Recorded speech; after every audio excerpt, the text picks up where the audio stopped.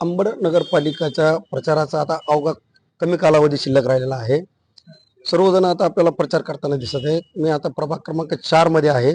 या प्रभाग क्रमांक 4 मधील उमेदवार डेरे अर्चना दुर्गाशंकर हे धनुष्यबाण या चिन्हावर इथं निवडणूक लढत आहेत. त्यांचे पती आपल्या सोबत आहेत. आपण त्यांच्याशी बातचीत करणार आहोत. खऱ्या अर्थाने ते तर एक मोबाईल शॉपीचा व्यवसाय करतायत. आपण त्यांच्याशी बोलणार आहोत.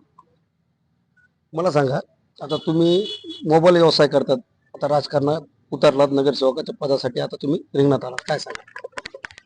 हो, माझा 22 वर्षापासून अंबड शहरामध्ये मोबाईल व्यवसाय आहे. जीनियस मोबाईल शॉपी नावाने कोर्ट रोडला.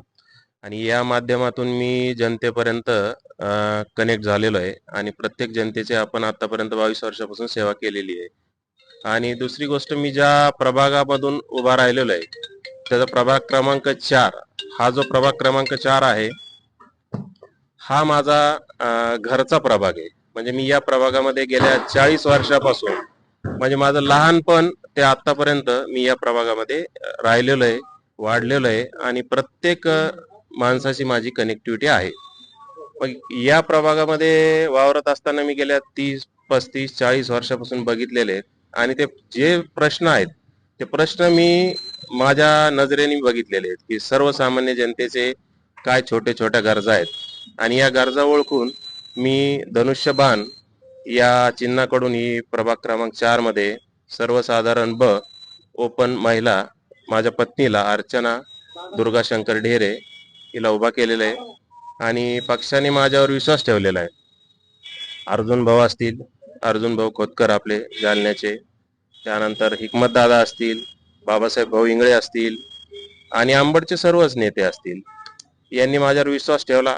पक्षाने मला उमेदवारी दिली, चिन्ह दिलं आणि यावर मी निवडणूक लढवण्यासाठी सज्ज झालेलो आहे आणि जनतेपर्यंत पोहोचलेलो आहे. काय नेमकं जनतेच्या समस्या आता तुम्ही गाठीभेटी घेतायत? जनतेच्या समस्या खूप छोट्या छोट्या आहेत की त्यांना पाण्याची आवश्यक आहे. आज अंबड शहराला जे पाणी येत आहे ते 14, 15, 16 दिवसाला पाणी येत आहे. दुसरे रस्ते, नाल्या, पाणी, लाईट, या सगळ्या छोट्या छोट्या समस्या आहे आणि या समस्या मी गेल्या 40 वर्षापासून, लहानपणापासून आतापर्यंत सगळ्या मी स्वतः बघितलेल्या आहेत, अनुभवलेल्या आहेत. त्यामुळे मी ठरवलं की यावर्षी आपण उमेदवारी घ्यावी, पक्षाकडून लढावी आणि मी ज्या प्रभागात राहतोय 40 वर्षापासून त्याला नक्कीच आपण काहीतरी सुधार करू शकतो त्यामध्ये आणि जनताही मला नक्कीच आशीर्वाद देईल. काय विजन असणार आहे आता पुढचं? विजन असं राहील की प्रभागामधील रस्ते, नाल्या, पाणी, लाईट आणि हे जे जनतेचे छोटे छोटे जे बी प्रश्न असतील त्याला 100% माझा सपोर्ट राहील. एक शेवटचा प्रश्न, आता तुम्ही मतदाराच्या गाठीभेटी घेतलाय, त्यांच्यासंग संवाद साधले, निवडून येतात?